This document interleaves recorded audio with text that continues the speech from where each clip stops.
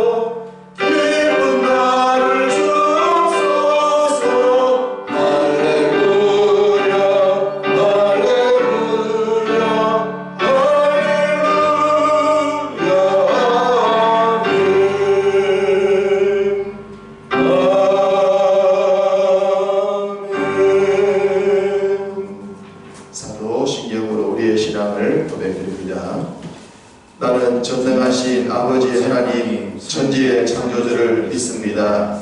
나는 그의 유일하신 아들 우리 주 예수 그리스도를 믿습니다.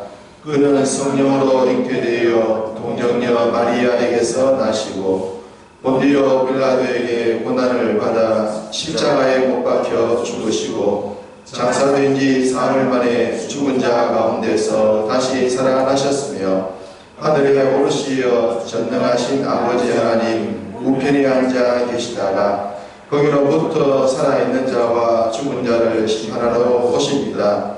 나는 성령을 믿으며 거룩한 공교회와 성도의 교제와 죄를 용서받는 것과 몸의 부활과 영생을 믿습니다. 아멘. 교동문 13번째 시편 23편 말씀을 함께 교독하십니다. 여호와는 나의 목자시니 내게 부족함이 없으리로다. 그가 나를 푸른 풀밭에 누이시며 쉴만한 물가로 인도하시는도다. 내 영혼을 소생시키시고 자기 이름을 위하여 의의 길로 인도하시는도다. 내가 사망의 음침한 골짜기로 다닐지라도 해를 두려워하지 않을 것은 주께서 나와 함께 하시니라. 주의 지팡이와 막대기가 나를 안위하시나이다. 주께서 내 원수의 목전에서 내게 상을 차려주시고 기름을 내 머리에 부으셨으니 내 잔이 넘치나이다. 내 평생의 선하심과 인자하심이 반드시 나를 따르리니 내가 여호와의 집에 영원히 살리로다. 아멘. 지창원 장로님께서 읽으십니다.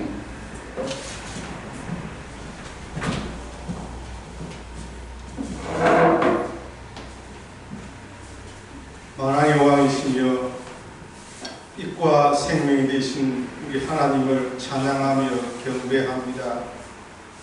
죄인 우리를 갖가지 재난과 위험 속에서 인도하시며 지켜주시는 은혜를 감사합니다. 썩지 않고 더럽지 않고 쇠하지 않는 영원한 천국의 소망을 주심에 감사합니다. 주의 날을 맞아 예배당에서 함께 예배하지 못하고 각 처소에서 우리 성도들이 하나님께 예배합니다.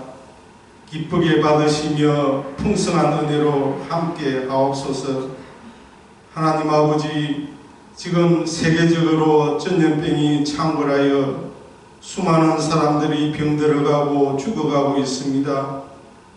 경제가 폭망하여 국가와 기업과 가정이 무너져 내리고 있습니다. 불쌍히 여기시고 이 땅을 하루속히 고쳐주시옵소서. 우리의 잘못을 회개하고 온전히 주님께로 돌아가는 큰 역사가 일어나게 하옵소서. 전국에 있는 모든 교회가 바로 서게 하시고 기도하게 하시며 세상의 빛과 소금이 되게 하옵소서. 모든 염려는 다 주께 맡기라고 하셨습니다. 나라의 흥망성쇠와 인간의 생사화복을 주장하시는 전능하신 하나님을 믿습니다. 주님의 권능의 손을 붙잡습니다. 도와주시옵소서. 우리 더 좋은 교회를 축복하옵소서. 우리 성도들의 생업을 축복하사 어려움을 당하지 않게 하시고 날마다 번성하는 은혜를 주시옵소서. 건강을 지켜주시며 행복하고 웃음이 있는 믿음의 가정들 다 되게 하옵소서. 목사님을 붙잡아 주시고 성령의 충만함을 주시옵소서. 영육간 강건함으로 맡은 사역 잘 감당하게 하옵소서. 멀리 타국에서 수고하는 선교사님들 안전하게 지켜주시며 선교의 열매들을 많이 맺게 하옵소서.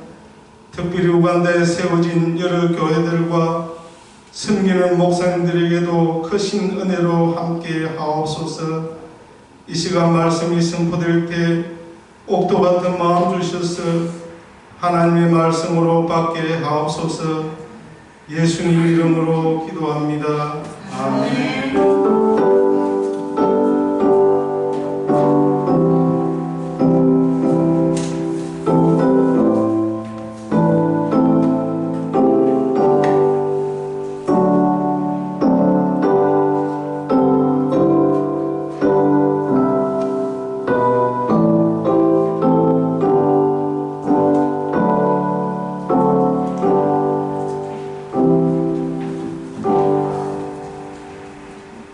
말씀을 봉독해 드리겠습니다. 구약성경 열왕기하 23장입니다. 구약성경 열왕기하 23장 24절과 25절 말씀을 제가 봉독해 드립니다. 요시야가 또 유다 땅과 예루살렘에 모이신 신접한 자와 점쟁이와 드라빔과 우상과 모든 가증한 것을 다 제거하였으니 이런 대제사장 hil기야가 여호와의 성전에서 발견한 책에 기록된 율법의 말씀을 이루려 함이라. 요시야와 같이 마음을 다하며 뜻을 다하며 힘을 다하여 모세의 모든 율법을 따라 여호와께로 돌이킨 왕은 요시야 전에도 없었고 후에도 그와 같은 자가 없었더라. 아멘. 우리 기도해 주신 지창훈 장로님 가정 특성으로 주께 영광을 드립니다.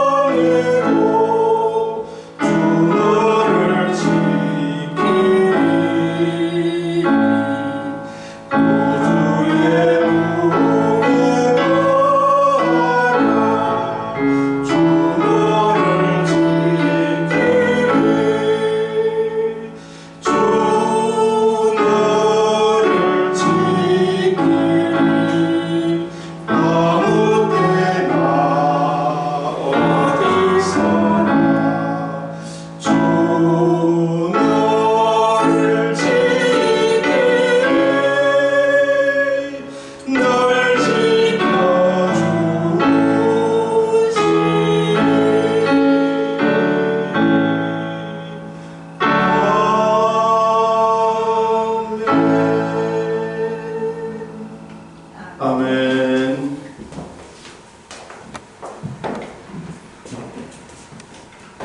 기도하겠습니다. 살아계신 하나님 아버지, 우리가 어디에 있든지 어느 때나 항상 지키시는 줄로 믿습니다. 어려운 시국적 상황에서도 지금까지 지키신 하나님께서 앞으로도 지키실 줄 믿습니다.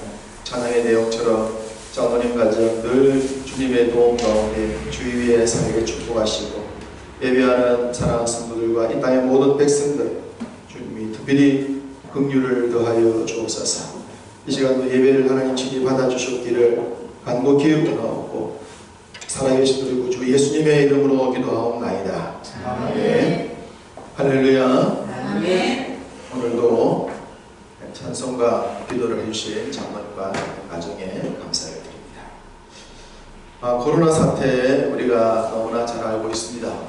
그러면서도 우리가 요즘 좀 안타까운 생각들이 드는 것은 한국 정부와 교회와의 관계가 아닌가라고 생각합니다. 우리 한국 교회는 순교의 피 위에 세워졌다 해도 과언이 아닙니다. 처음 기독교가 이 땅에 들어왔을 때도 많은 성도들이 피를 흘렸고, 일제시대 때도 굉장히 위험 속에서도 피를 흘리면서 신앙을 지켜냈더랬습니다. 독재시대 때도 공포정치 속에서도 피를 흘리면서 교회는 진리를 사수해 왔습니다. 이전에도 그러했고 지금도 그러하고 앞으로도 그러할 것입니다. 그런데 이번에 코로나 사태를 보면서 정부가 마치 교회가 바이러스를 감염시키는 온상인 양 특별하게 푸시를 하는 것은 옳은 것이 아니라고 생각합니다. 누구나 잘 알고 있듯이 이번 바이러스 감염에 가장 큰 영향은 이단 신천지였습니다. 다 알고 있는 일이지 않습니까? 교회를 통해서 심각하게 퍼져나온 경우는 별로 없습니다. 보건당국이 얘기를 하기 전부터 교회는 자발적으로 이 국민의 아픔 속에 동참하면서 예배도 영상으로 하면서까지 노력을 하고 왔습니다. 사랑제일교회 정광훈 목사님 교회는 예외입니다. 보건당국의 원칙을 지키지 않았다는 여러 가지 보도가 있습니다만 거기는 담임 목사님께서 구속이 된 상태이기 때문에 그 성도들 입장에서는 특별할 수밖에 없습니다. 그런 교회를 한국교회 대표인 양 매스컴에서 보도를 하는 것은 옳지 못하고 사회 여러 단체와 구별되어지게 교회를 향해서 말하는 것은 옳지 못합니다. 이런 정부의 태도에 대해서 지금 많은 목사님들과 기독교 단체 교단에서 분노를 하고 있습니다. 우리 교단에서도 이 일에 성명을 발표했습니다. 정부가 어떤 진영 논리나 어떤 색깔을 가지고 교회에 피해를 입혀서는 안 됩니다. 이러한 일들은 중단되어져야 되고 나라를 위해서 또 우리 이웃을 위해서 바른 생각들과 동참하는 마음을 가지고 있는 교회의 진정성을 매도해서는 안 될 줄로 압니다. 진영 논리나 어떤 좌파 우파에 의해서 교회는 존립하지 않았습니다. 교회는 항상 기록된 말씀, 진리의 말씀, 진리 위에서 세워져 왔습니다. 그래서 누가 정치가가 되고 통치자가 되었던 간에 백성들을 바르게 인도하지 않을 때는 교회들은 바른 소리를 해왔었고 지금도 그러합니다. 그러하기 때문에 이러한 시국에 어떤 정책적 방향이나 진영 논리가 아니라 교회는 말씀에 기록된 진리에 위해서 우리의 소신의 이야기를 해야 되고 또 세상을 향해서도 옳은 이야기를 해야 될 줄로 믿습니다. 이런 시국적 상황들을 하나님께서 속히 어려움을 끝내주시고 행여나 어떤 정치나 국민과의 관계에 있어서 갈등의 요소가 생기지 않았으면 좋겠습니다. 하나님께서 이 땅을 긍휼히 이겨주셨기를 다시 한번 간곡히 소원합니다. 성경에 기록된 시대도 선지자들은 그 시대의 정치가들, 소위 왕들에 대해서 항상 옳은 이야기를 했었습니다. 정치가들이나 왕은 하나님의 뜻에 따라 백성들을 행복으로 인도해야 했습니다. 그럼에도 불구하고 어느 왕이더라도 하나님의 뜻을 거스리거나 백성들을 행복으로 인도하지 않고 사회적 공의와 정의를 실천하지 않았던 왕들에 대해서 선지자들이 어김없이 강한 예언을 전파했더랬습니다. 그런 예언을 전하다가 그 시대 정치 지도자들에 의해서 탄압받고 억압받고 고생하다 죽임까지 당한 선지자들도 있지 않습니까? 그러나 선지자들은 그 외침을 멈춘 적이 없습니다. 항상 정해진 진리의 말씀에 의하여 옳은 것을 옳다, 잘못된 것을 잘못했다 전했던 선지자의 그 시대의 메시지는 우리가 지금 열왕기서를 보고 있는 그 내용을 통해서 아주 뚜렷하게 등장하고 있습니다. 오늘은 지난주일 열왕기 상에 이어서 열왕기 하 말씀을 전하게 됩니다. 열왕기 상과 열왕기 하를 보면서 우리는 여러 명의 선지자들을 만나게 됩니다. 그 중에서 가장 유명한 두 명의 선지자를 꼽으라고 한다면 당연히 엘리야와 엘리사를 들 수가 있습니다. 엘리야 선지자는 열왕기 상에서 주된 활동을 했었는데 열왕기 상 17장을 보시면 이 엘리야의 등장을 이렇게 기록합니다. 하나님의 열심이 특심한 사람, 하나님께 특심한 열심을 가지고 말씀을 전했던 사람이 엘리야입니다. 그리고 엘리야가 말씀을 전했을 때에 그 시대의 북왕국 이스라엘의 주된 왕은 아합 왕이었습니다. 아합 왕, 우리가 잘 알고 있듯이 좀 사악한 왕으로 알려져 있지 않습니까? 그 아합 왕에게 말씀을 전했던 내용이 열왕기 상이라면 열왕기 하는 그 엘리야로부터 엘리사로 바뀌면서 왕들에 대한 내용이 바뀜을 볼 수 있습니다. 자, 오늘 본문 23장 읽었습니다만 열왕기하 1장 1절을 보시겠습니다. 열왕기하 1장 1절은 이렇게 이야기합니다. 아합이 죽은 후에 엘리야가 주로 선포했던 왕이 아합 왕이라 하지 않았습니까? 그 아합 왕이 죽고 난 뒤에 이어지는 이야기가 열왕기 하입니다. 죽음이라는 것, 인생에게 죽음이라고 하는 것은 굉장히 중요한 요소입니다. 만약에 사람에게 죽음이 없다면 인생의 삶이 겸손해질 수 있을까? 그러지 않을 겁니다. 사람에게 죽음이 있기 때문에, 마지막이 있기 때문에, 끝이 있기 때문에 사람들은 자신을 돌아볼 수가 있고 겸손해질 수가 있을 것입니다. 물론 어떤 사람은 죽음이 다가옴에도 불구하고 인간의 근본을 지키지 않는 경우도 있지만 그것을 정상으로 볼 수는 없는 겁니다. 죽음, 그것이 인생으로 하여금 삶을 돌아보고 자신을 돌아보게 해서 중요한 계기가 됩니다. 어쨌든 아합이 죽고 난 뒤에 하나님은 엘리야의 후계자로서 엘리사를 부르십니다.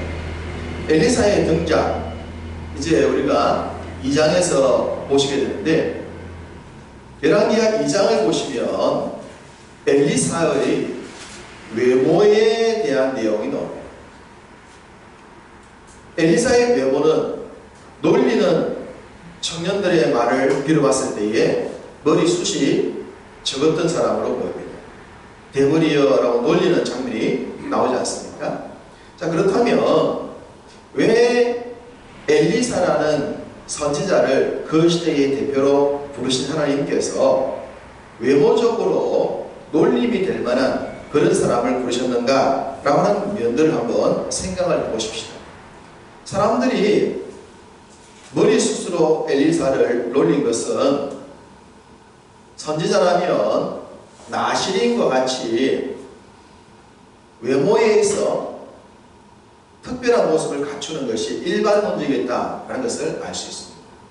근데 엘리사는 그러지 못했다는 거예요. 그러지 못한 자가 하나님의 종으로 세움을 받았습니다.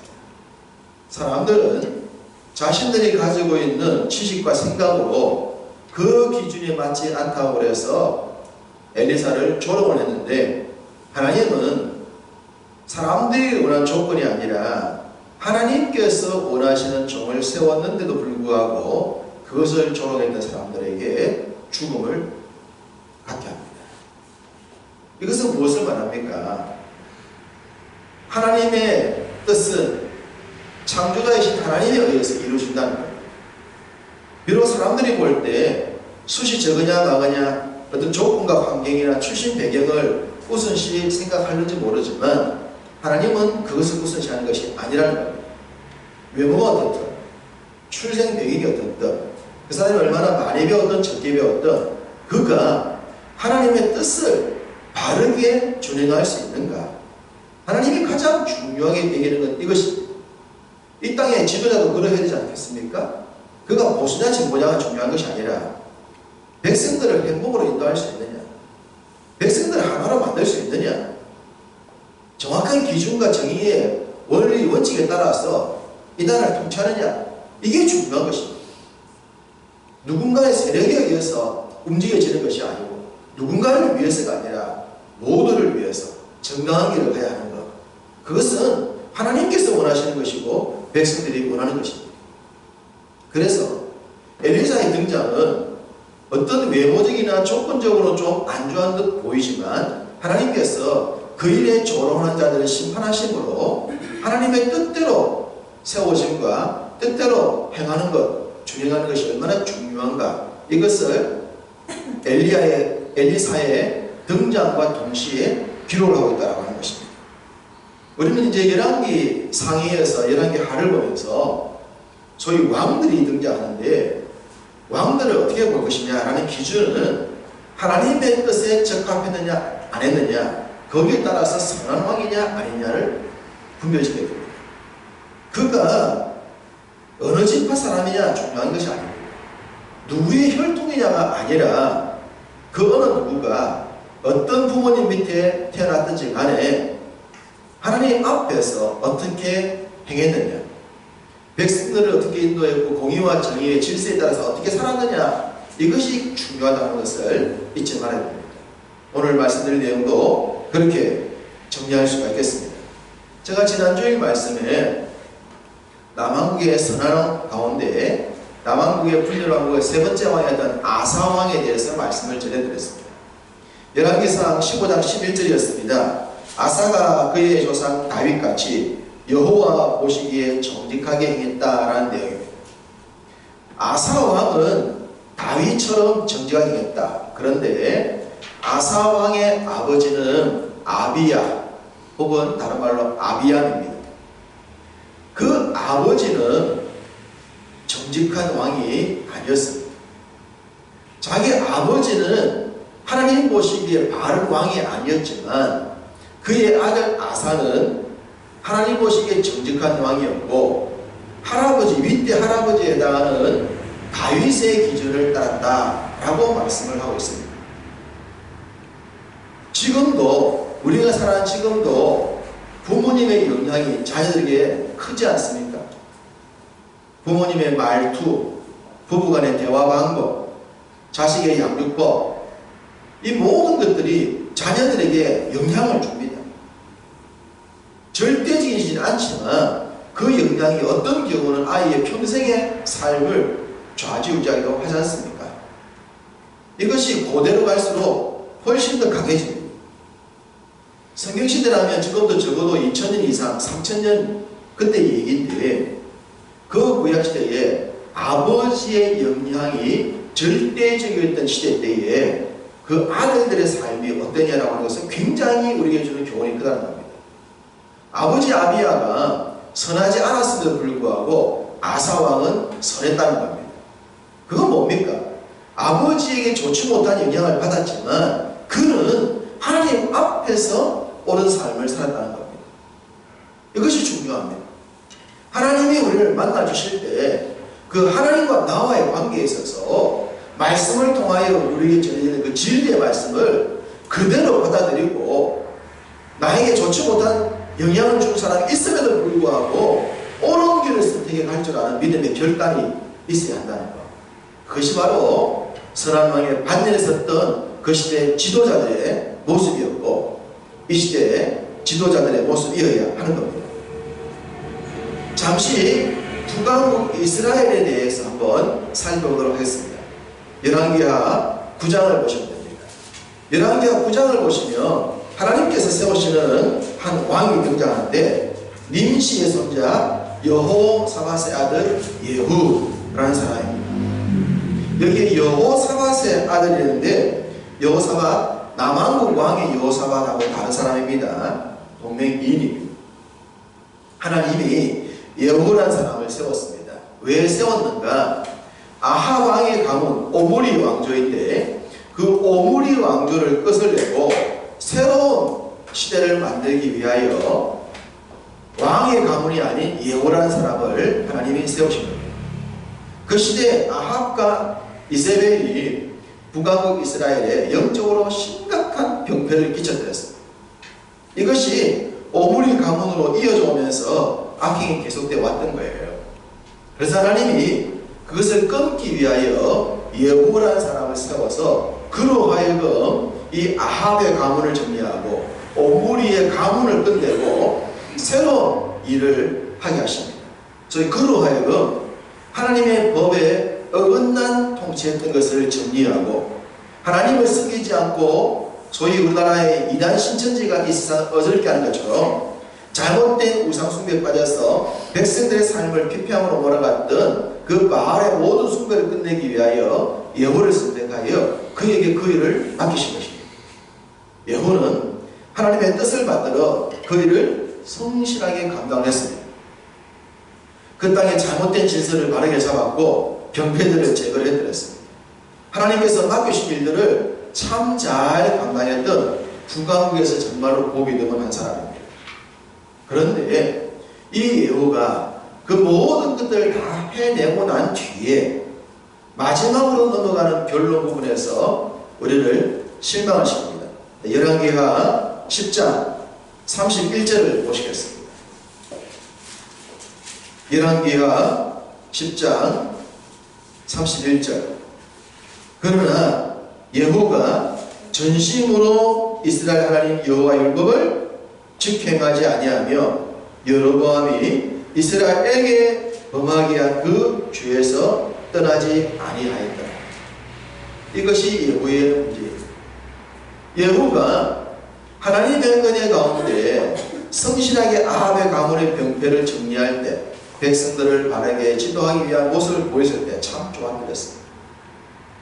그 좋았던 모습을 다 끝내고 자신에게 왕위가 주어지고 자신에게 권력이 주어지고 자신에게 절대 주권이 들어왔을 때 그 또한 하나님의 기록된 말씀을 떠났다는 거예요. 하나님이 그에게 권력을 주었고 그에게 기회를 주셨는데 그 기회를 가지고 모든 것을 다 이루어서 더 이상 이제 염려 없다, 걱정 없다 싶은 그때에 가서 하나님께서 말씀하신 법을 벗어나고 말았다는 거예요. 참 안타깝습니다. 만약에 예후가 왕이 되고 권력을 쥐었을 때도 그가 아합의 가문을 제거하듯이 그런 삶을 살았다면 북이스라엘에서 유일하게 선한 왕이 될 수 있었습니다. 그 선한 왕이 될 수 있는 기회를 그는 스스로 놓치고 맙니다. 자기 눈에 잘못된 것들을 제거하고 난 뒤에 어떻게 자기도 또한 그 잘못된 길을 갈 수 있는가?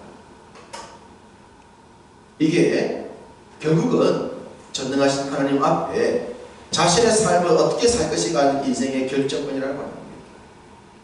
하나님이 우리에게 말씀을 주실 때에 그 말씀을 받은 자가 어떤 결심을 하고 어떤 삶을 살 것인가 너무나 중요한 모습을 예후를 통해서 볼 수가 있습니다. 다시 남왕국 왕을 살펴보겠습니다. 남왕국 왕의 12번째 왕의 이름은 아하스입니다. 열왕기하 16장을 보시면 됩니다. 아하스 왕이 등장합니다. 아하스 어떤 사람이었습니까? 그의 아버지는 요담이었고 할아버지는 우시야, 또 다른 이름으로 아사라라고 하죠. 아버지 요담, 할아버지 아사라. 그러면 아버지와 할아버지가 어떤 사람이었는가? 완전하지는 않았지만 그래도 정직한 왕이었고 나름대로의 바른 왕들이었습니다. 아버지와 할아버지조차도 나름대로의 정직하면서 어느 정도 옳은 통치권을 넘겨줬는데 이 아하스는 그 아버지와 할아버지의 영향과는 전혀 다르게 너무나도 악한 모습을 보여줍니다. 열왕기하 16장 2절은 이렇게 말씀합니다. 아하스입니다. 다윗과 같이 아니하여 그의 하나님 여호와께서 보시기에 정직히 행하지 아니하고 이스라엘의 여러 왕의 길로 행했다. 이스라엘은 당연히 북이스라엘의 악한 왕들의 모습이라고 할 수 있겠습니다. 아버지도 할아버지도 참 선한 영향을 줬는데 어떻게 이 아들 손자 되는 아하스는 아버지와 할아버지는 전혀 다르게 정직한 것도 없고 바른 것도 없고 다윗의 행함도 없는 그런 악한 것들을 전부 이어받은 종합 세트의 악한 길을 걷게 되었는지 이것 또한 참 답답한 모습을 보여줍니다. 아하스의 악행은 거기에 머물지 않습니다. 그는 그 당시 500년 제국주의를 만들고 있었던 아수르를 너무너무 닮고 싶어 했습니다. 어떻게 하면 저렇게 강한 나라를 만들 수 있을까? 어떻게 하면 저렇게 강해질 수 있을까? 이 생각을 하여 아수르를 배워보자 했습니다. 그는 친히 사절단을 보내기도 하고 자신이 직접 아수르를 찾아가면서까지 아수르의 모습들을 수입해 오고자 했습니다. 그래서 그가 수입한 것이 뭡니까? 아수르 왕의 제단, 소위 우상을 섬기는 제단을 그려와서 하나님을 섬기는 제단의 모양까지 바꿔버릴 정도였습니다. 그만큼 아수르를 닮고 싶어 했습니다. 아수르 잘 나가는 세상의 상징입니다. 성공한 사람들의 상징이라 할 수 있습니다. 닮고 싶은 겁니다. 잘 나가고 싶은 겁니다. 인정받고 싶은 겁니다. 사람에게는 누구나 그런 마음이 있지만 지켜야 될 공의와 정의와 주의 법을 어기면서까지 세상에서 출세하고 잘 사는 것은 그건 바른 것이 될 수가 없습니다. 그런데 아하스는 그 아수르를 너무 닮고 싶어 했습니다. 그래서 막대한 조공을 바치면서까지 그렇게 아수르 왕을 섬겼습니다. 그렇게 아수르 왕을 섬겼다면 아하스의 삶이 어떻게 됩니까? 아수르의 도움을 받고 좋았어야 되지 않습니까? 그 모습을 역대하가 말씀합니다. 역대하 28장 21절 22절을 잠시 보시겠습니다. 역대하 28장 21절 22절입니다. 역대하 28장 21절 22절 아하스가 여호와의 전과 왕궁과 방백들의 집에서 제물을 가져다가 아수르 왕에게 주었으나 그에게 유익이 없었더라. 이 아하스 왕이 공고할 때에 뭐라 말씀합니까? 열심히 아수르를 섬기고 조공도 갖다 바치고 직접 찾아가기도 하고 그 나라의 제사를 섬기는 모형을 그려와서 하나님의 제단의 모형까지 바꿀 정도로 그렇게 친아수르 정책을 폈는데 결과는 뭡니까? 유익이 없습니다. 유익이 없었다는 겁니다. 이것이 세상의 특징입니다. 세상을 사랑하고 세상을 좋아하고 세상 사람들이 가는 길을 가면 그만큼 내 삶이 좋아야 하는데 유익이 없다는 겁니다. 유익이 없다. 우리가 탕자의 이야기를 잘 알지 않습니다. 탕자가 세상에 좋아서 가진 것을 가지고 세상에 들어갔더랬습니다. 세상을 절개드렸습니다.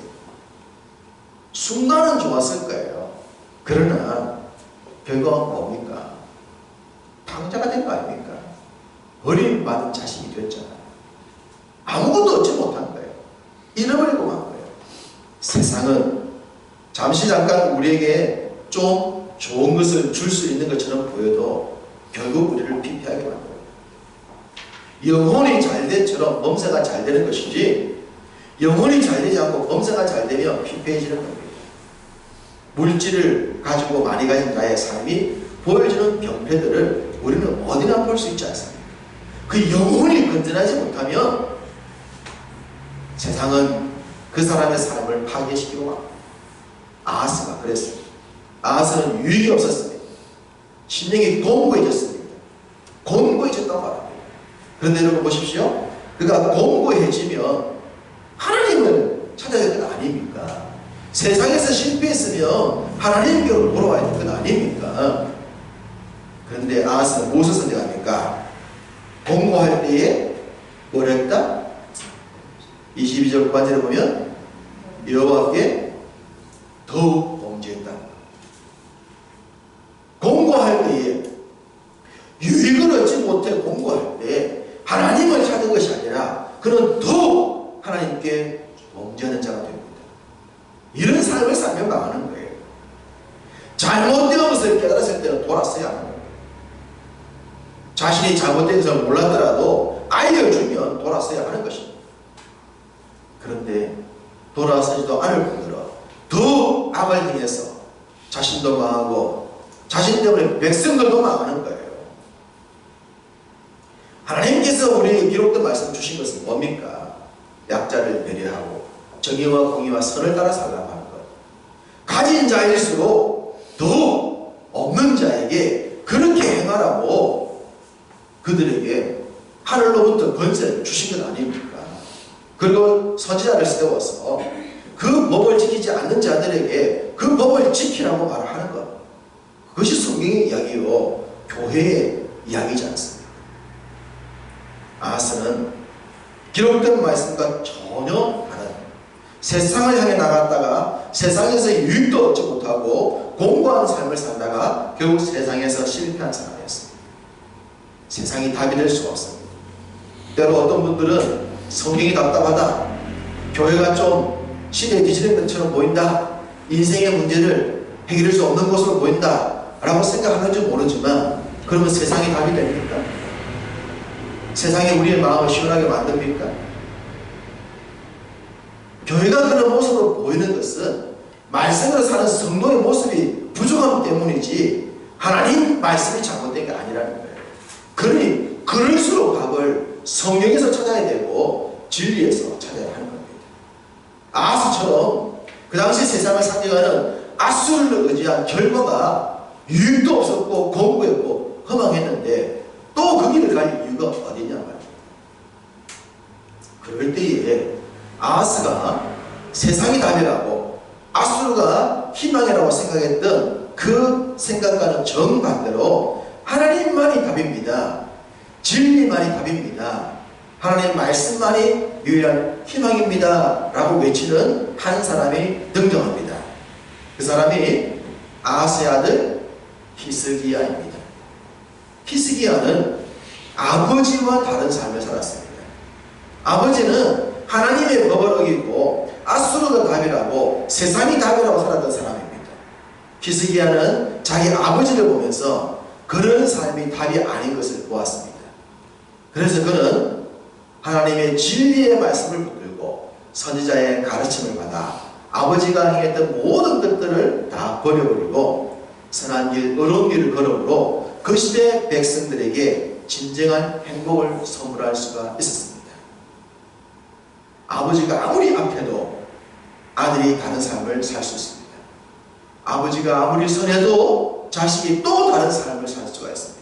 문제는 아버지가 누구냐, 혈통이 누구냐가 아니라 하나님의 말씀을 어떻게 붙들었느냐, 이것이 가장 중요하다는 것.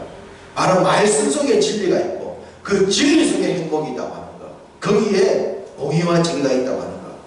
우리는 우리나라 정치를 보면서도 그 사람이 진보냐 보수냐 이게 중요한 게 아닙니다. 그가 정말로 백성들을 행복하게 만들고 바른 선과 기준을 따라서 통치하는가, 이게 중요한 거예요. 우리는 그 기준을 가져야 하는 것이고 그런 사람을 세워야 하는 것입니다. 진보든 보수든 그 바른 기준을 벗어날 때는 우리가 그를 향하여 잘못된 것을 지적을 해야 하는 것입니다. 성경 시대도 그랬고 우리 시대도 당연히 그러해야 합니다. 남유다가 바벨론에 망하기 전에 마지막 선한 왕을 뽑으라면 요시야 왕을 뽑을 수 있습니다. 요시야는 남유다 분열 왕국의 16번째 왕인데 그는 단 8살의 나이에 왕위에 올랐습니다. 여러분 생각해 보십시오. 8살의 나이에 왕위에 올랐습니다. 초등학교 1학년입니다. 초등학교 1학년 나이에 왕위에 올랐는데 이 요시야가 다윗에 버금갈 정도로 선한 왕이었습니다. 이유가 뭘까요? 8살의 나이에 올랐던 이 요시야가 왜 그렇게 선한 왕이 되었을까? 그 이유는 지극히 간단합니다. 자, 열왕기하 22장 8절을 보시겠습니다.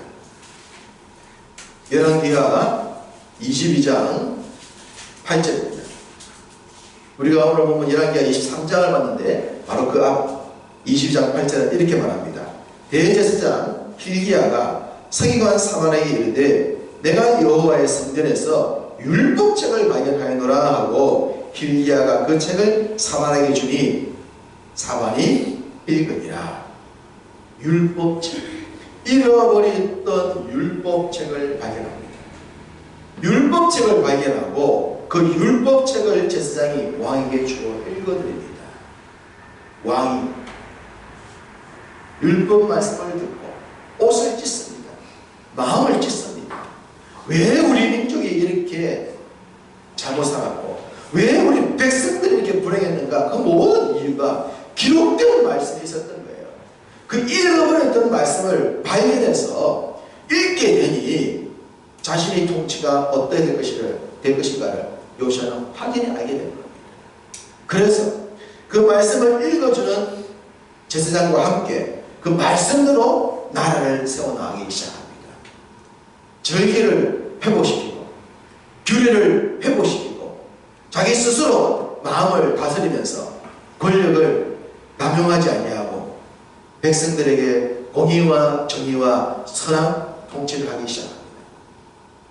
가장 백성들이 행복한 시대를 만들어내는 다윗 이후에 히스기야 시대를 능가할 정도의 행복한 시대를 만들어낸 것이 바로 이 요시야 시대입니다. 요시야는 기록된 말씀대로였습니다. 기록된 말씀. 바로 오늘 본문으로 선택한 말씀 24절과 25절 내용인데 24절 후반부터 25절까지를 제가 다시 봉독해 드리겠습니다. 요시야같이 마음을 다하며 뜻을 다하며 힘을 다하여 모세의 모든 율법을 따라 여호와께로 돌이킨 왕은 요시야 전에도 없었고 후에도 그와 같은 자가 없었더라. 할렐루야. 아멘. 율법대로 기록된 말씀대로 그는 지켰습니다. 그냥 말씀대로만 지켰습니다. 말씀대로 지켰더니 백성들의 삶에 행복이 왔었다는 겁니다.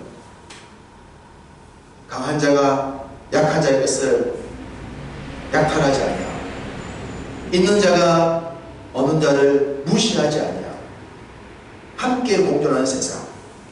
있는 자는 나눠줄 줄 알고 약한 자를 도와줄 줄 알면서 더불어 함께 살아가는 세상을 만들어냈던 겁니다. 그것은 기록된 말씀대로였습니다. 말씀에 그러한 내용이 다 기록되어 있기 때문에 우리는 그 말씀을 따라 성실히 준행하게 되면 우리의 삶에 반드시 행복이 올 줄로 믿습니다. 우리가 살아가는 세상 속에서 너무나 세상이 빠르게 바뀌다 보니 성경은 마치 오래된 구전처럼 들리기도 하고 세상을 향해서 답이 안 되는 것처럼 보이기도 하고 때로 교회를 다니는 사람들의 삶이 좀 더 균형 잡히지 못해서 교회가 욕을 듣기도 합니다. 그렇다고 진리를 외면해서는 안 됩니다. 진리는 변한 적이 없습니다. 예수 그리스도는 어제나 오늘이나 영원토록 동일하십니다. 그 동일하신 주님께서 모든 시대의 사람들에게 얘기를 합니다. 특별히 권세를 진 지도자들에게 이야기를 합니다. 정직과 공의는 하나님께서 주시는 것입니다. 하늘로부터 내려온 그 가르침을 따라야 됩니다. 세력에 의해서 권력의 양에 의해서 판단해서는 안 됩니다. 옳고 바른 것은 성경 속에 진리의 말씀이 다 기록되어져 있습니다. 우리 성도들 한 사람 한 사람이 세상 속에서 이 기록된 진리의 말씀을 준행해야 될 줄로 믿습니다.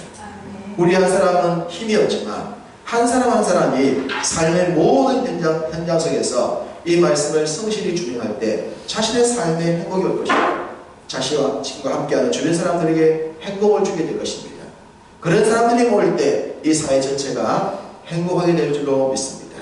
하나님께서 기록된 말씀을 통하여 성경시대 때도 행복에 이르게 인도하셨고 지금도 기록된 말씀을 통하여 믿는 자나 믿지 않는 자에게 행복한 길을 주고 계십니다. 특별히 믿는 우리들이 이 말씀을 붙들고 지도자가 되었을 때는 선한 영향을 나타내고 우리가 소신민 한 사람의 삶을 살 때도 삶의 현장 속에서 기록된 말씀을 성실히 준행하여 나 자신의 행복과 나와 함께한 모든 주변 사람들에게 행복과 이 사회와 이 나라와 이 세상을 하나님께서 말씀하시는 참된 행복으로 만들어갈 수 있는 행복의 통로가 될 수 있는 여러분 다 되시기를 주님의 이름으로 축복합니다. 아멘. 주신 말씀을 생각하시면서 찬송을 드리겠습니다. 찬송가 440장입니다.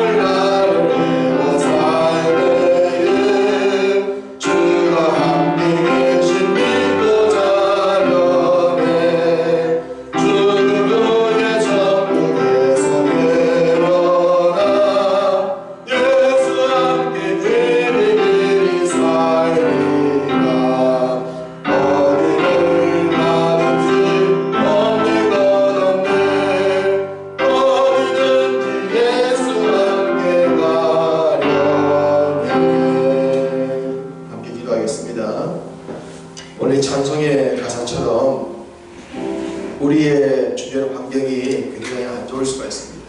그러나 예수님이 함께 하신다면 어디든지 갈 수 있는 신앙이 되줄 줄 믿습니다. 때로 그곳에서 우리의 가진 것을 잃어버릴 수도 있고 우리의 목숨의 위협을 받을 수가 있습니다. 그러나 그곳이 주님의 인도하신 곳이라면 믿음으로 가야 될 줄로 믿습니다. 믿음으로 나간다면 고난도 우리에게 유의될 줄로 믿습니다. 오늘 말씀처럼 혈통이 중요한 것이 아닙니다. 부모로부터 무엇을 물려받았느냐 중요한 건 아닙니다. 어느 환경에서 사느냐 이게 중요한 게 아닙니다. 공의와 정의와 진리의 말씀을 들었을 때 내가 어떻게 살 것이냐, 그 하나님의 말씀을 어떻게 준행할 것이냐, 이것이 가장 중요합니다. 그것을 준행하게 되면 주님이 역사하십니다. 기록된 말씀대로 우리에게 은혜 줄 줄로 믿습니다. 이 나라가 회복되는 것도 바로 주의 가르침을 따라야 하는 것 아니겠습니까? 있는 자나 없는 자, 권력이 있든 없든 정의와 공의를 따르는 이민족 될 수 있도록 기도해 주시고 또 우리 한 사람 한 사람이 그러한 일을 하게 달라고, 그래서 참된 행복의 주인공 되게 달라고 기도하겠습니다.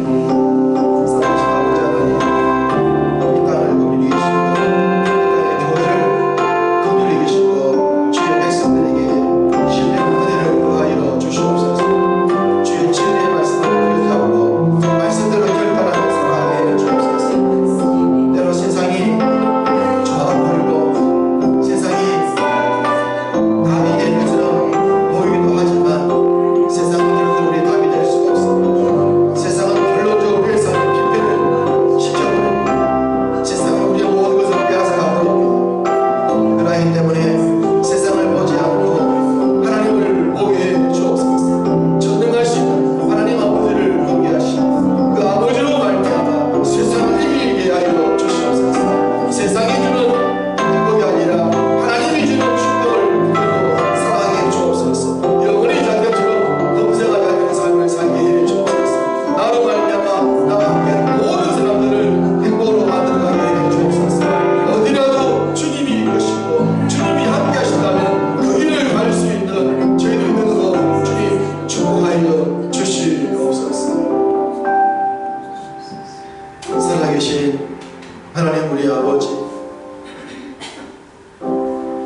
성경을 통하여 믿음의 선배들을 만나게 되며 기록된 주의 말씀 앞에 준행하기 위하여 애쓰심을 보게 됩니다.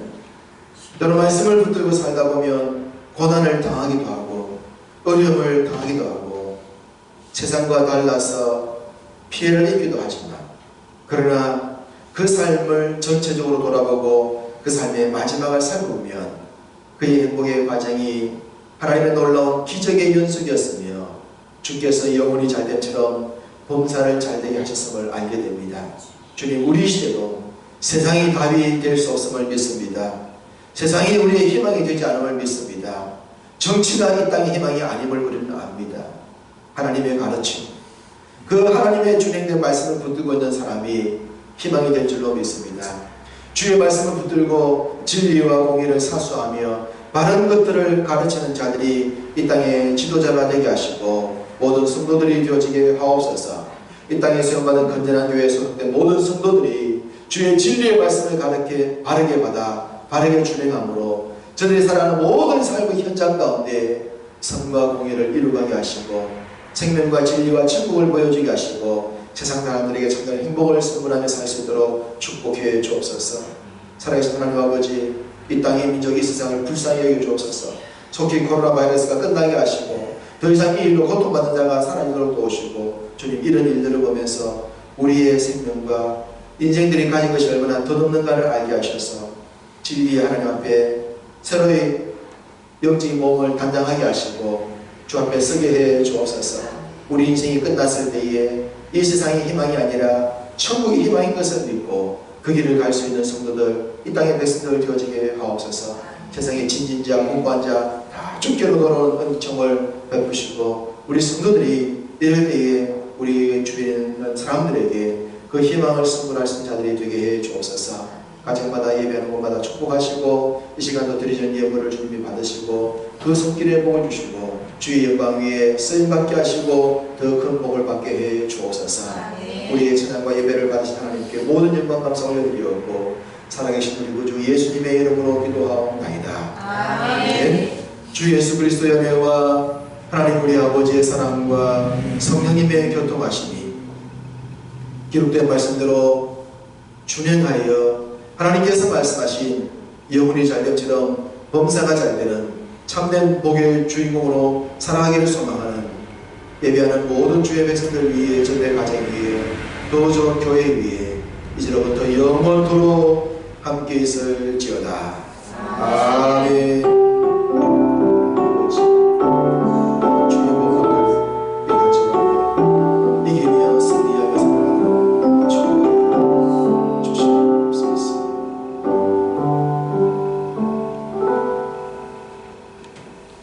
할렐루야. 하나님 주안에서 승리하시기를 축복합니다.